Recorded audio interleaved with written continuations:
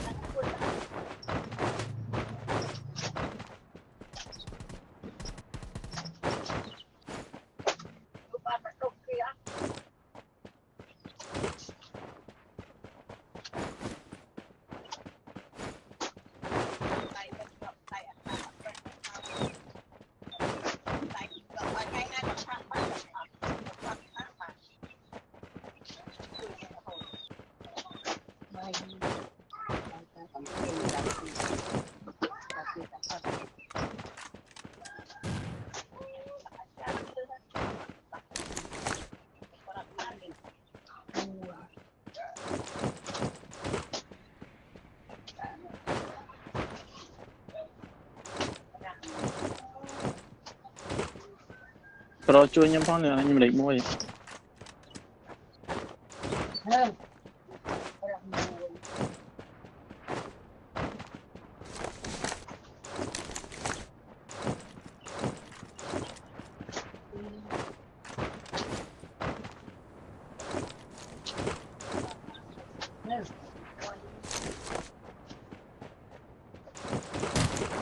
mình lột ra bay tròn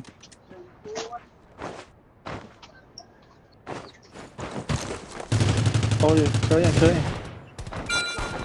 đuổi vía rồi chui nó te rồi cho te cho nó te á cho nó te chui nhưng mà làm khói mà nữa mày thì chọ á mày cái chọ á cho đi chui gì đó bị tê rồi mình chiếm không mình chiếm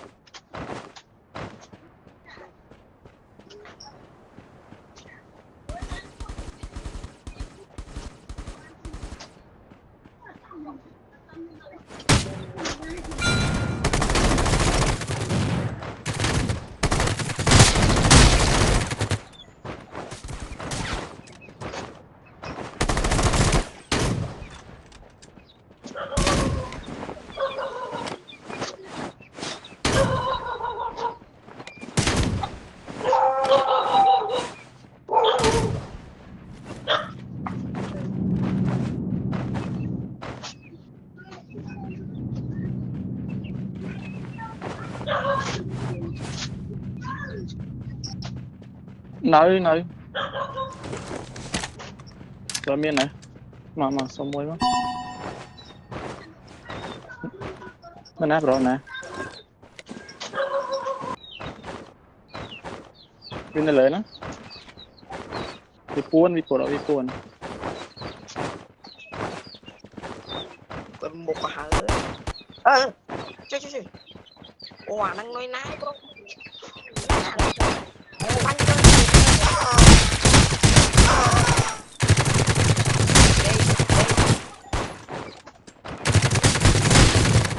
Ngon vậy.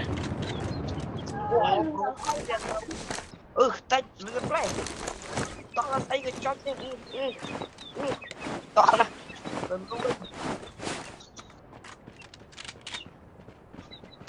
Đó là ai chim kia.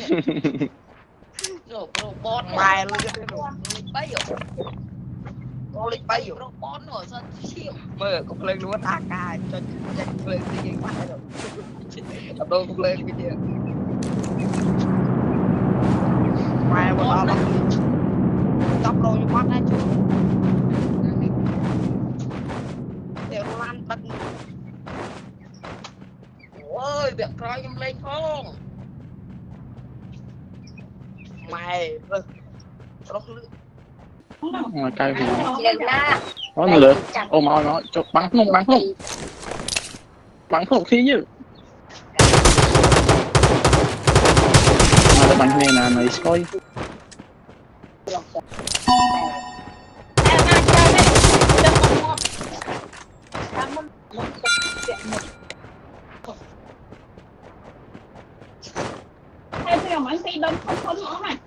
ai team đi. Ôi clean ai teamទៀត robot nó đã xí chiếm on rồi robot nó bay rồi. Bro đôi khi làm mau bắt bà rep Fireteam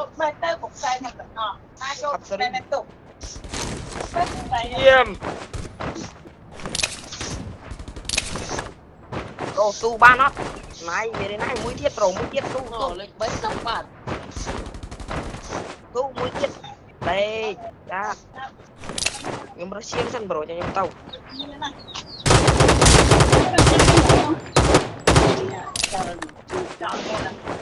very nice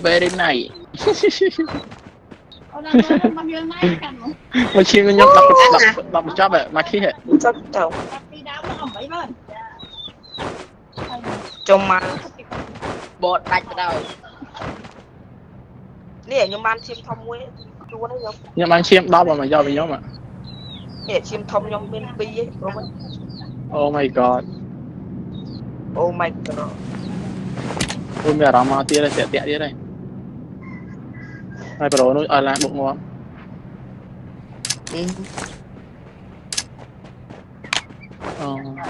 mà chim tôi cho cái thời ca chiêm ngon mà mua vậy có hả lứa họp miền đấy có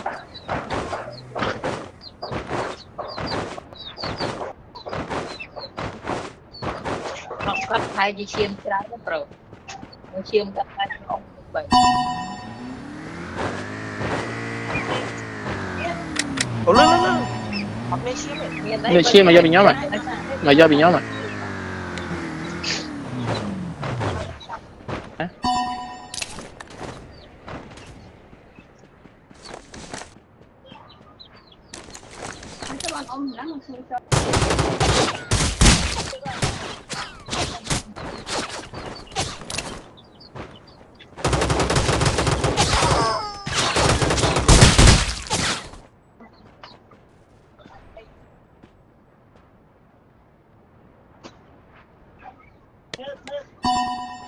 khơi ngay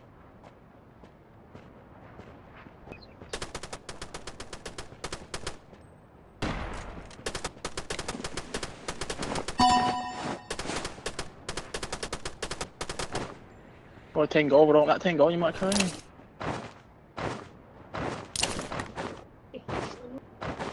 đi không vé mến